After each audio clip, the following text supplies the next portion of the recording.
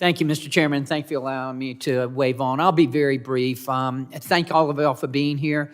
This is extremely important, particularly to the state of Georgia. 11 years in a row, #1 state in which to do business. We have over 50 major data centers. So as you can see, we have a great need for electricity. We are very blessed to have providers in our state who have Georgia Power, Oglethorpe Power, have invested in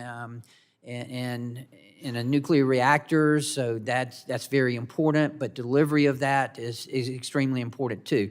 So in the brief time that I want to ask you just a couple of questions, and I'll go to you, Mr. Nickel. I'll ask you, tell me about the permitting process, because that's one thing that we really want to concentrate on in this administration and in this session and this Congress is the permitting. I don't care what sector of our economy you're talking about, whether you're talking about energy, whether you're talking about healthcare, technology. I have people in my office all the time. Permitting, regulations, crushing us, all the same. So tell me about that. So I think the bipartisan permitting process is absolutely fundamental and critical to support a quicker buildup of the resources and the transmission infrastructure that we need. We hear all the time about how projects have been slowed down because they can't get built for a various number of reasons.